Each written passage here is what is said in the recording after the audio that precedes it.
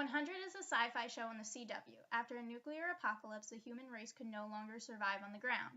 So now, many years into the future, they live in a space station. Realizing they are running out of resources, they decide to send 100 teenagers to the ground to see if it is inhabitable again.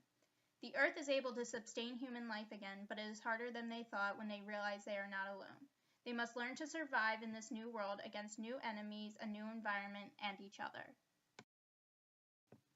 There are 3 different groups of people we will focus on: the Sky People, the Mountain Men, and the Grounders.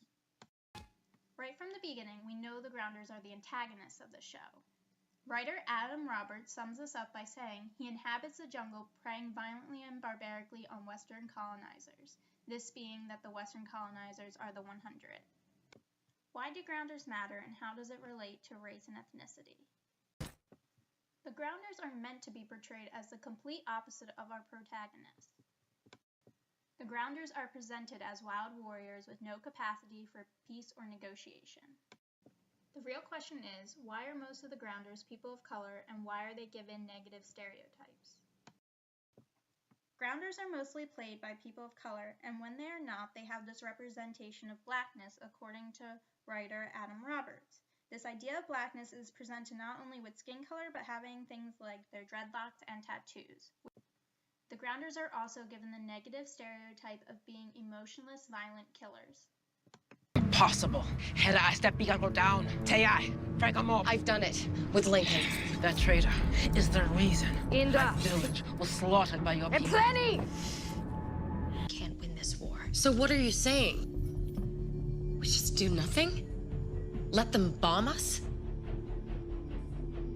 It'll be a blow. But our army will be safe inside the woods. And it will inspire them. And what about us? We slip away. Right now. Put this on. Lexa, wait. You don't understand. I provoked Mount Weather. I sent a message to distract them from Bellamy. Clark, sometimes you have to concede a battle to win a war. No.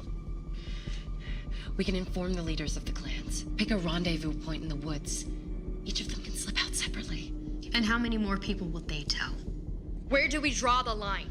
Well, then cancel the meeting! Start a fire, something! Clark, we don't have time for this! No! No! This is wrong. It's also our only choice, and you know it. You could have warned everyone up there, but you didn't. You said nothing, not even to your own people. This is war, Clark. People die. You showed true strength today. Don't let emotion stop you now. It's time to go. Now, how does the Mountain Men group fit into all of this? The Mountain Men are introduced in Season 2 and are the complete opposite of Grounders. They live inside Mount Weather and are culturally more similar to our own society, which is why the Sky People trust them so much. But in this show, looks can be deceiving as we learn the truth about how these men treat the Grounders. A show that takes place in the future still repeats our own history of race by posing the question of, which group is the superior race?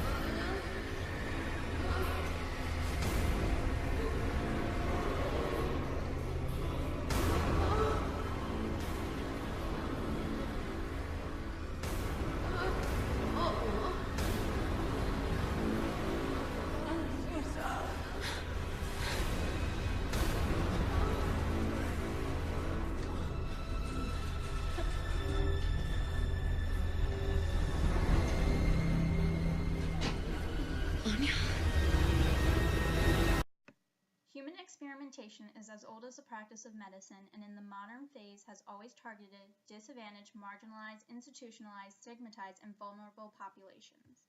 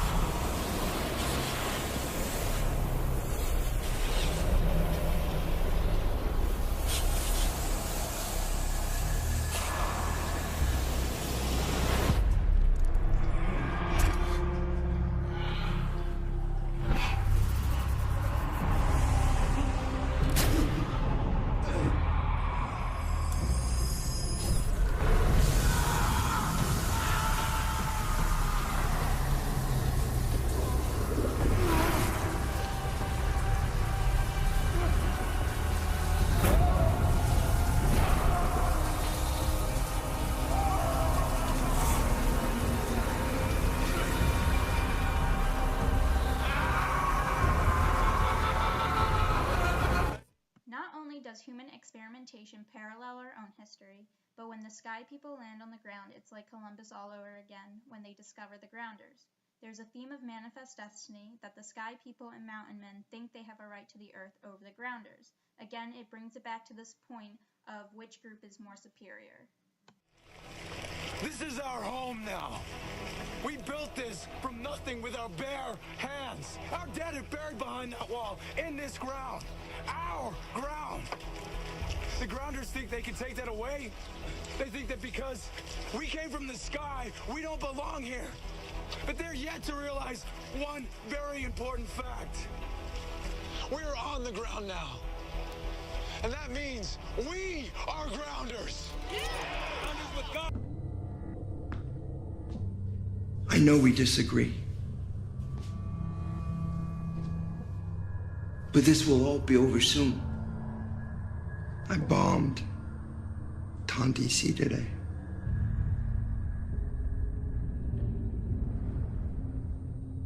My father installed that silo to protect us, Cage.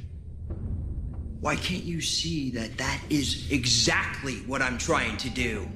With Clark and the commander dead, the savages can go back to killing each other. And then we can retake the ground. And it only costs you your soul! Throughout the series, the grounders have been presented as the enemy through negative stereotypes. Just by their appearance, it reinforces the idea that they are not socially acceptable to what we call normal. We see the grounders as merciless killers, but forget that even our protagonists are capable of the exact same thing.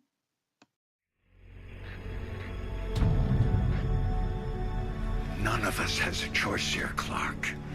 I didn't want this. Neither did I.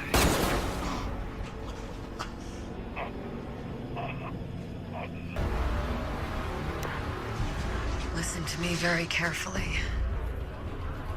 I will not stop until my people are free. If you don't let them go, I will irradiate level 5.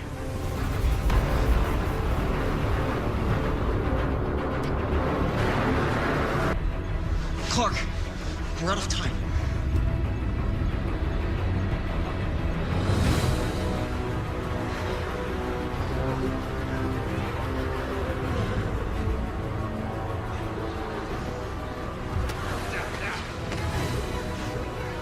My sister.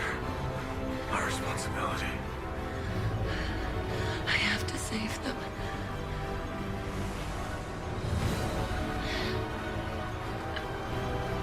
Together.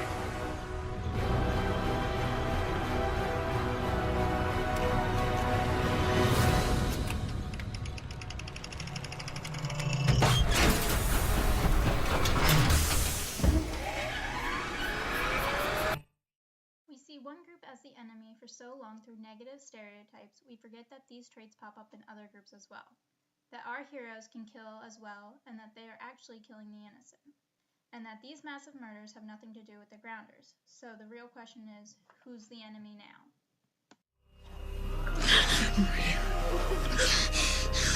She's innocent. None of us is innocent.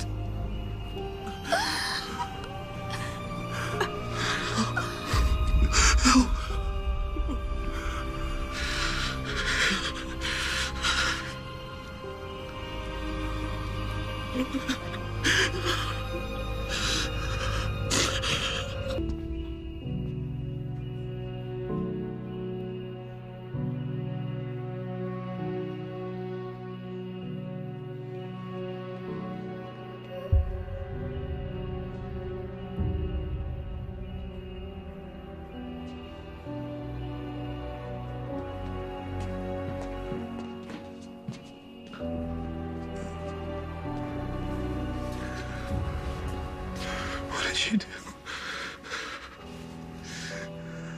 We had no choice. I was gonna kill Cage. If you'd just given me one more minute, it would have been over. Jasper, they never would have stopped. We have to go to the dorm.